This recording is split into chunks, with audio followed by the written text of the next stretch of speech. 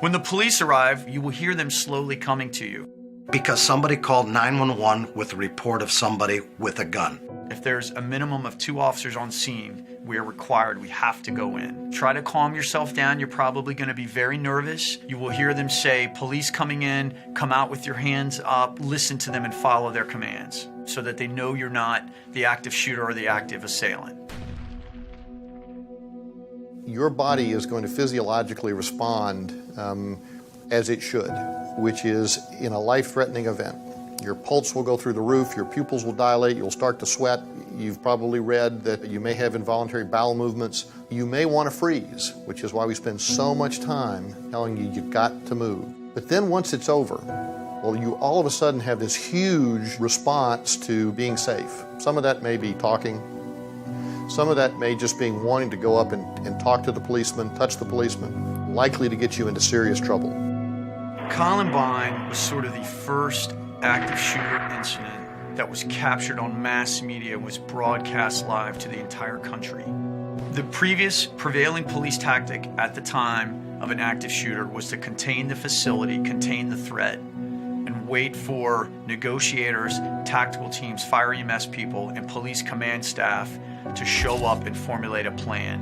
The response tactics of police have transformed tremendously. Now the police show up, they're entering your building. They're not there to repair the damage or fix the casualties. Even the people that are reaching out to them, please help me, they're there to stop the threat, which is the active shooter. During an active shooting event, there is going to be a time that police arrive. Whether it's 14 minutes or under or 14 minutes or later, they are going to show up.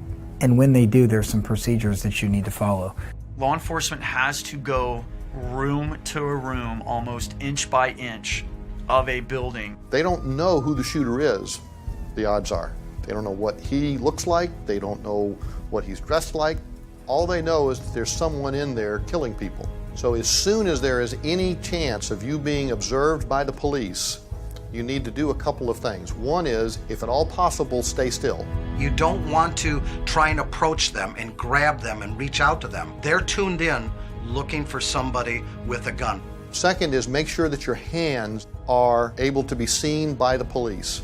This means I'm not a threat. Policemen are highly attuned to looking to where the hands are, and that they know that you are not one of the bad people.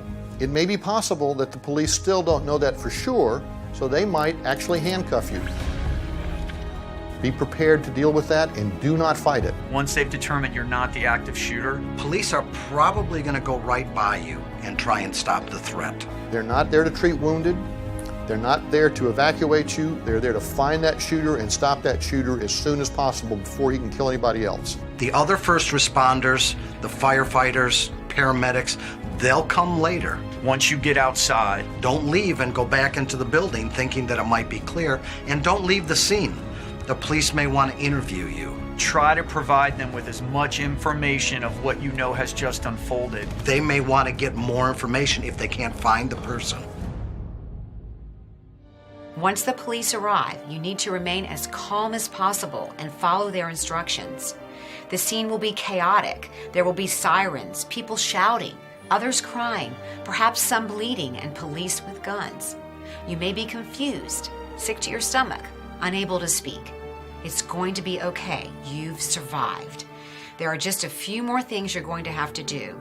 Please keep your hands in plain sight. Don't make any sudden movements, and don't approach the police. They may still not know who or where the bad guy is, so obey their orders and everything will be okay. Give aid and comfort to those around you, and wait for the first responders to come to you.